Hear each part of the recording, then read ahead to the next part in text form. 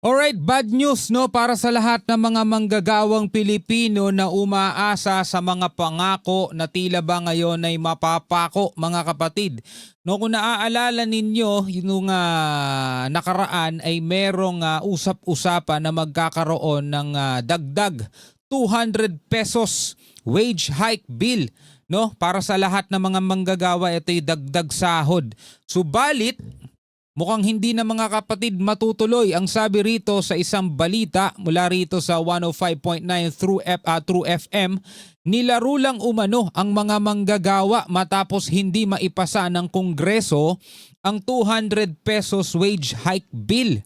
Ayon kay Joshua Meta, Secretary General ng Sentro ng mga Nagkakaisa at Progresibong Manggagawa, no, ipinangako umano sa kanila noon ni House Speaker Martin Romualdez no na maipapasa ang panukalang batas na ito bago matapos ang 19th Congress. Ipinangako mga kapatid no. So panoorin natin to at ano ang nangyari, bakit hindi na mukhang mangyayari ang 200 pesos dagdag sahod sa mga manggagawa. Nako, maraming magwawala nito mga tol. Panoorin natin at syempre ikaw bilang isang Pilipino at manggagawang Pinoy, pwede kang magbigay ng iyong reaksyon sa comment section sa ibaba. Sir, gusto po namin kuhanin ang inyong reaksyon dito nga po sa hindi pagkakapasa nitong 200 peso wage hike bill dahil nga po hindi nagkasundo yung Senado at Kamara sa kung magkano yung magiging aumento sa sweldo ng mga manggagawa. Ano pong reaksyon ng inyong grupo dito? Tinitignan po namin ito na napakalaking betrayal sa mga manggagawa. Betrayal, no? Pagtataksil sa mga manggagawa. Yan ang hirap kasi mga tol. Pag masyado tayong umasa sa mga pangako ng mga politiko, talagang kadalasan niya napapako. Dahil ipinangako po sa amin ito ni Speaker Romualdez. Kung matatandaan ninyo, bago nila ipasa yung 200 peso wage increase, sinabi nila, masisiguro niya nalalabas ito before the end of the 19th Congress. Before the end of the 19th Congress, papasok na ngayon yung 20th Congress. Pero ang nakita namin ay mukhang nilaro lang nila talaga yung mga manggagawa. Dahil bagamat totoo na may pagkakaiba po ang Senado at saka ang lower house sa kanilang amount, hindi naman po insurmountable yon eh. Pwede naman talaga sila mag-bicameral conference committee at pwede sila magkasundo. In fact, marami po sa mga manggagawa at maging sa mga mambabata sa lower house, sila po ay nagsasabi na kung mahihirapan tayong magdebate pa, di adapt na lang po ng House yung Senate na version. Dahil kung gagawin nila yon, hindi na kailangan ng BICAM. Subalit, ito pong head ng Labor Committee na si Fidel Nograles, na mula po nung natalo siya, parang missing in action, bigla na lang mula nung natalo po naglabas ng statement na nire-reject niya yung version ng Senate. And from what we heard is that was never consulted do sa Labor Committee. He did that on his own. So sa tingin namin, dahil missing in action naman siya, very, very likely hinanting siya ng Speaker of the House para siya po ang isalang para patayin ang bill. Sa madaling salita, hindi ho totoo na yung pagkakaiba ng versions ng House at saka ng Senate ang naging dahilan nito. Ang totoo ho kung bakit hindi ho pumasa ang batas ay dahil po sinabi na ng Malacanang na ayaw nila ng kahit na anong legislated wage increase. Okay, so dito sa kanyang pahayag, ang itinuturo niya mga tol na pangunahing dahilan kung bakit hindi makakapasa o wala na tong 200 pesos na to ay dahil sa palasyo. Dahil kay PBBM mga kapatid, no? Ayon dito sa nagsasalita. That is the real problem. So kung naghahanap po tayo ng dapat nating sisihin sa hindi pagpasa nito, wala hong iba yan kundi si President Marcos himself. Ayan dinerecha na. Kung naghahanap kayo ng dapat sisihin kung bakit hindi nakapasa daw etong 200 peso na wage hike, wala kayong dapat ibang sisihin kundi si President Marcos daw mga kapatid himself. Yun ang sabi nito ni Joshua Mata mga tol. Balikan natin yung sabi niya. That is the real problem. So kung naghahanap po tayo ng dapat nating sisihin sa hindi pagpasa nito, Wala hong iba yan, kundi si President Marcos himself Mhm. at yung kanya mga minions Mga sa minions. Congress na si Senate President Chis Escudero Mhm. at Speaker of the House Martin Romualdez. Mhm.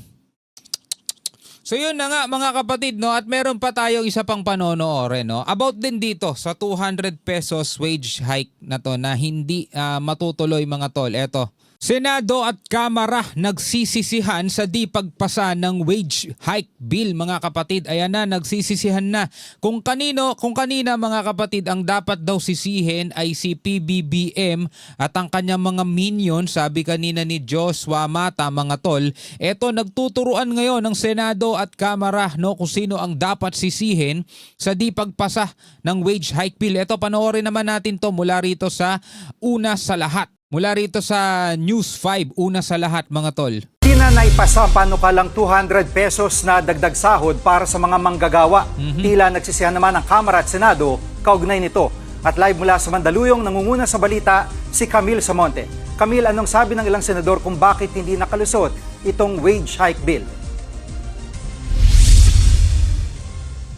Gigi, kung kailan nga patapos na ang 19th Congress, sakalang ipinadala ng Kamara ang kopya ng bersyon ng panukalang batas. Ayon yan mismo kay Senate Committee on Labor Chairperson Joel Villanueva. So kumbaga parang ano na, no, medyo huli na, Filipino time mga tol. Kung kailan patapos na yung 19th Congress, sakalang daw ipinasa. February 2024 pa lumusot sa Senado ang panukalang 100 pesos na legislated wage hike at kailangan pag-isahin ito sa bersyon ng Kamara na 500 ang panukalang aumento. Sabi naman ni Senator Mig Zubiri, tila pananabutahe ang ginawa ng Kamara dahil alam naman nila na malaki ang posibilidad na mavito lang ito ng presidente. Hindi raw kasi talaga kakayanin ng mga maliliit na negosyo ang 200 pesos. Kaya kung inadapt na lang daw sana ang bersyon ng Senado, kahit papaano ay nadagdagan ang sahod ng mga manggagawa. Narito ang kanilang mga pahayag. We have talked to some members of the conferees, and in fact, last night, together with the Senate President, they were saying that they are amenable to the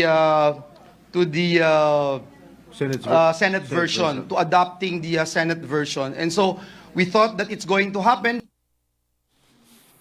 At Camille, anong naging the depensa? measure, and it looks bad on everyone. So, Mr. President, I just want to put that on record, that the Senate has stood up and fought for these sectors. Unfortunately, our friends in the House have not been very accommodating on this issue. At Camille, ano naging depensa ng Kamara sa pahayag ng mga senador na ito? Buwelta nga ang Kamara at iginiit na gusto lang daw ng Senado na sumunod sila sa gusto nito. Ayon kay House Spokesperson Attorney Princess Abante, napataas nga raw ang kilay na kanila sanang contingent para sa Bicameral Conference Committee para ipagkasundo ang halaga ng aumento. Pakinggan natin ang kanyang pahayag.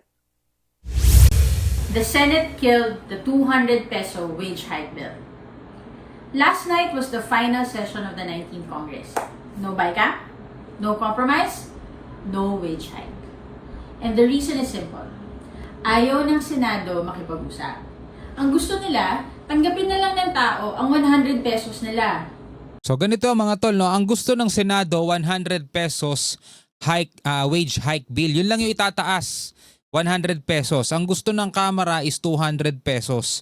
Ngayon, kung kailan patapos na daw, ayon sa Senado, kung kailan patapos na ang 19th Congress, saka lang daw ipinasa ng Kamara itong 200 pesos wage hike na kung saan sabing gano'n ng Senado ay parang nananabutahe itong Kamara sapagkat alam daw naman nila na ito'y i-veto lang ng presidente dahil hindi kakayanin ng maliliit na negosyo ang dagdag 200 pesos sa mga pasahod.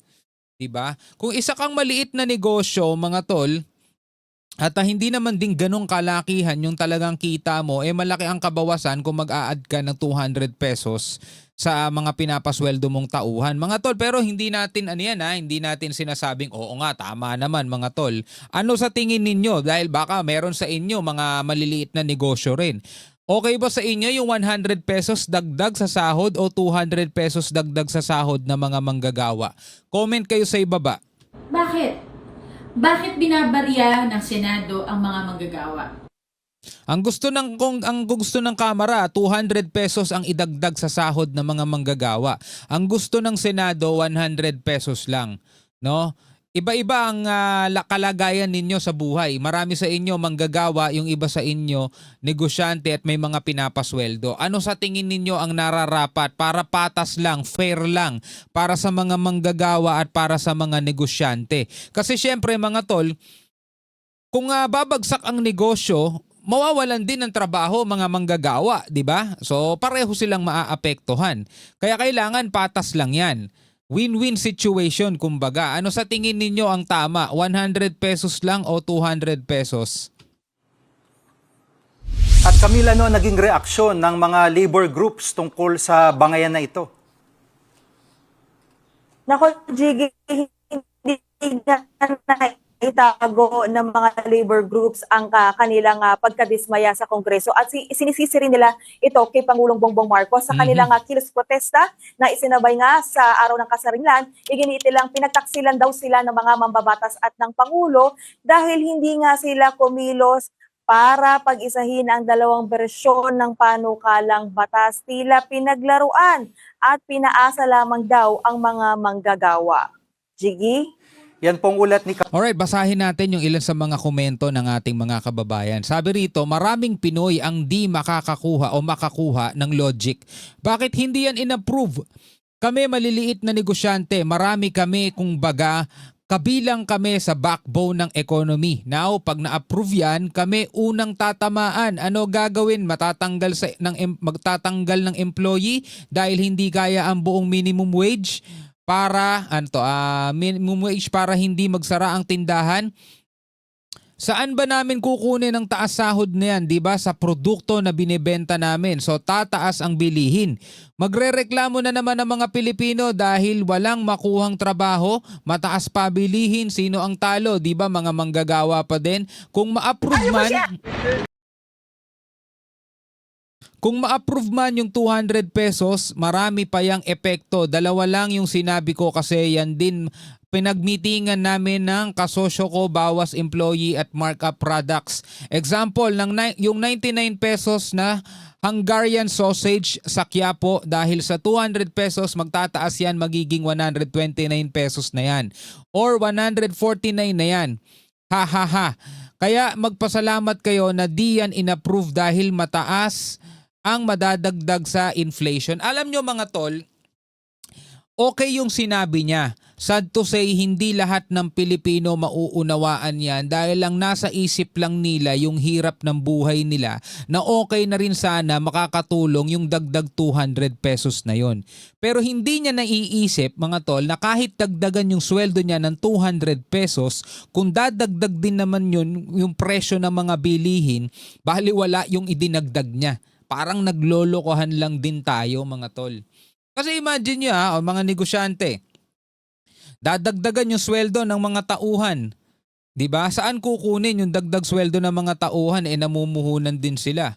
'Di ba? Kinuha nila to ng ganitong presyo, ibebenta nila to ng ganitong presyo, 'di ba? Tas dadagdagan nila yung sweldo ng mga tauhan nila. Di saan nila kukunin yun mga tol? Di syempre dadagdagan din nila yung presyo ng mga paninda nila. Kasi hindi lang naman ito puhunan tapos pampasweldo eh. Marami pang overhead expenses ang isang negosyante. Pagbabayad sa pwesto, 'di ba? Pagbabayad sa kuryente at kung ano-ano pang mga expenses bukod dun sa mga pinapasweldo niya. Kung bigla-bigla na lang mag-approve, sige, dagdag 200 pesos 'yan. Yung mga manggagawa, yehey, dagdag 200 pesos sila. Pero ang mangyayari, madadagdagan din yung presyo ng mga bilihin. So parang hindi mo rin mararamdaman yung dagdag presyo mo eh. Di ba? Kaya mga tol, dapat talaga yan pinag-iisipan ng maigi. Hindi yan dapat one side usapin lang na ang magiging masaya lang yung mga manggagawa. Tapos talo yung mga negosyante. Siyempre magdadagdag din yan kasi malulugi sila mga tol. 'Di ba? Hindi mauunawaan ng mga manggagawa yan unless kung magiging businessman din sila o magtatayo rin sila ng negosyo. 'Di ba? Ngayon mga kapatid, ikaw bilang isang Pilipino, ano sa tingin mo? Anong tama? Yung version ng Senate na 100 pesos lang o version ng Kamara na 200 pesos? No? Comment ka sa ibaba. Alright, maraming salamat. Hanggang sa muli, ako nga pala si Shobal D. Peace out.